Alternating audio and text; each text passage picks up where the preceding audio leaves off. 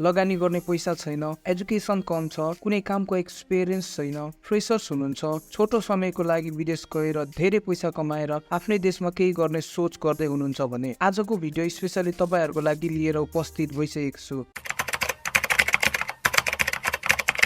Hello नमस्ते अनि स्वागत छ तपाईहरुलाई मेरो भिडियोमा। आजको भिडियोमा म तपाईहरुलाई यूके सिजनल पोल्ट्री वर्क भिसाको बारेमा सम्पूर्ण जानकारी दिन गइरहेको छु र घर बसेर आफ्नै मोबाइल वा ल्यापटपबाट यूके सिजनल पोल्ट्री वर्क भिसामा कसरी अनलाइन अप्लाई गर्न सक्नुहुन्छ भन्ने कुराको पनि सम्पूर्ण जानकारी दिन गइरहेको छु। यूके सिजनल पोल्ट्री वर्क भिसामा अप्लाई गर्नु भन्दा अगाडि UK seasonal poultry work visa भनेको के हो, यो भिसा किन खोलिन्छ भन्ने कुराको जानकारी लियौं। UK seasonal poultry work visa poultry sector मौसमी कामदारको कमीलाई परिपूर्ति गर्नको लागि खोलिन्छ। यूके सिजनल पोल्ट्री वर्क भिसाको वर्किङ टाइम 6 महिनाको हुन्छ। यूके सिजनल पोल्ट्री वर्क भिसामा अप्लाई गर्नको लागि तपाईको उमेर 18 वर्ष वा 18 वर्ष भन्दा माथि हुनुपर्छ।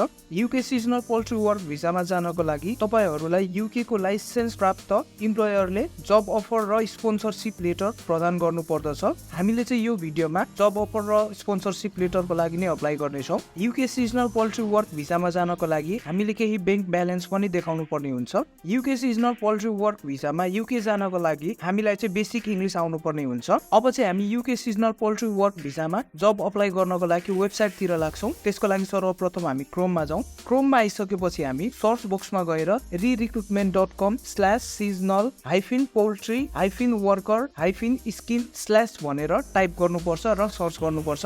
अब यसलाई हामी सर्च गरौँ। हामी चाहिँ re-recruitment को अफिसियल वेबसाइटमा आइसकेको छौँ। Seasonal Poultry Worker Scheme. Apply for the Seasonal Worker Visa route. यहाँनिर देख्न सक्छौँ हामी Re-recruitment are proud to be one of the UK's Poultry Seasonal Worker Visa Labor Providers. यो चाहिँ UK को एउटा वेबसाइट हो जसले चाहिँ Seasonal Worker Visa चाहिँ प्रोभाइड गर्दछ। जब अप्लाई गर्नको लागि चाहिँ हामी यहाँनिर Apply for Position यसमा क्लिक गरौँ। Apply for work on a seasonal poultry visa through Re-recruitment.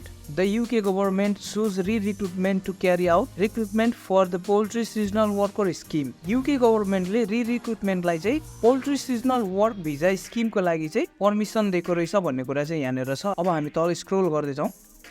Thank you for your interest in applying for a seasonal poultry work visa with re-recruitment. To apply for the season, please click here. हामीले चाहिँ apply गर्नको लागि यहाँनिर click here मा click गरौँ। Contact re-recruitment. Looking for a job or looking to hire? Our team is here to help. यहाँनिर चाहिँ re-recruitment को एड्रेस दिइराछ। यहाँनिर चाहिँ फोन नम्बर, यहाँनिर चाहिँ इमेल एड्रेस। हामीले seasonal poultry work भिसामा जब अप्लाई गर्नको लागि चाहिँ इमेल मार्फत अप्लाई गर्नुपर्ने हुन्छ। त्यसैले हामी यो इमेललाई कपी गरौँ।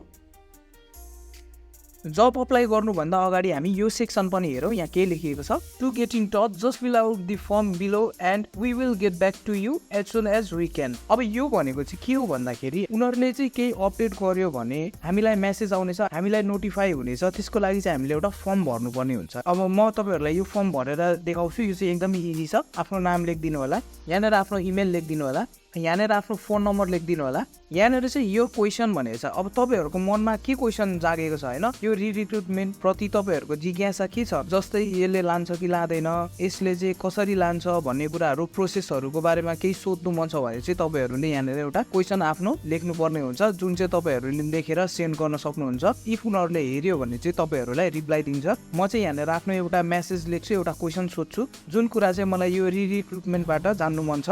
मेसेज अथवा क्वेसन, यहाँनिर चाहिँ मैले 3टा क्वेसन सोधेको छु। Are you currently hiring Nepali workers for seasonal poultry work visa, एउटा भयो। 2 नम्बरमा छ what is the visa application fee for Nepali applicants. 3 नम्बरमा छ is the seasonal poultry work visa fully sponsored by the employer भनेर चाहिँ 3टा आफ्नो क्वेरी अथवा क्वेसन्सहरु राखेको छु है। अब यसलाई चाहिँ हामी यहाँनिर I am not a robot भनेर क्लिक गरौँ र सेन्ड गर्दियौँ। अब चाहिँ हामी यिनीहरुसँग फुल्ली लिंक्ड भइसक्यौं। यसरी चाहिँ अब कुनै पनि यो वेबसाइटमा अपडेट आयो, कुनै पनि अथवा नयाँ केही नोटिफिकेसनहरु अथवा नयाँ वर्कहरुको स्किम आयो भने चाहिँ हामीलाई यहाँनिर हाम्रो इमेलमा चाहिँ नोटिफाई हुन्छ। अब चाहिँ हामी जब अप्लाई गर्नतिर लाग्छौं। जब अप्लाई गर्नको लागि सुरुमा हामीले यो इमेललाई कपी गरौँ।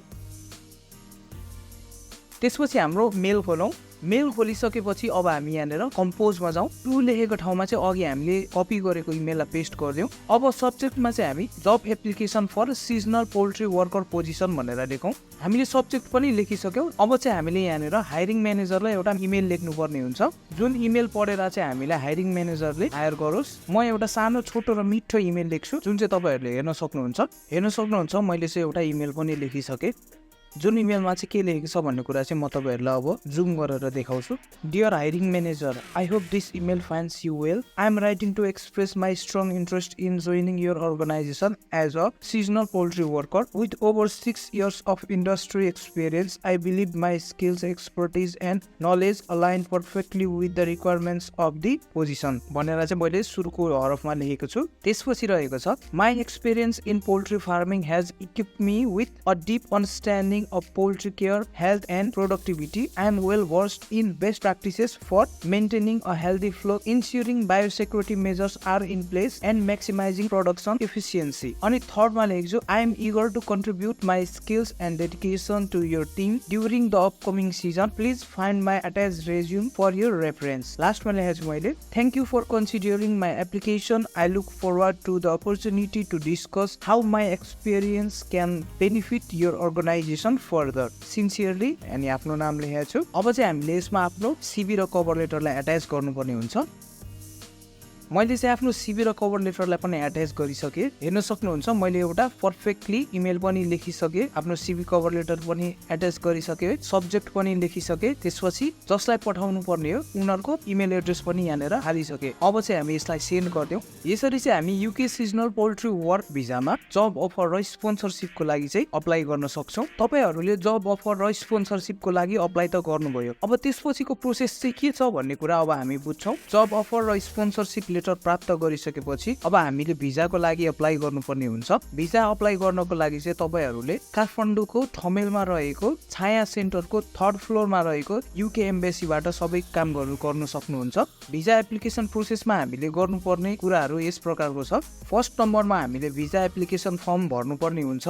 त्यसपछि हामीले भिजा एप्लिकेसन फी पे गर्नुपर्ने हुन्छ। त्यसपछि हामीले बायोमेट्रिकको लागि डेट बुक गर्नुपर्ने हुन्छ, जुन चाहिँ तपाईहरूले काठमाडौँको ठमेलमा रहेको छाया सेन्टरको 3rd फ्लोरमा रहेको UK एम्बेसीबाट गर्न सक्नुहुन्छ। त्यसपछि हामीले सपोर्टिङ डकुमेन्ट्सहरू तयार पार्नुपर्ने हुन्छ, जस्तै जब offer letter, sponsorship letter, passport, proof of funds, यो भनेको चाहिँ तपाईँको ब्याङ्क ब्यालेन्सको स्टेटमेन्टहरू देखाउनु पर्ने हुन्छ।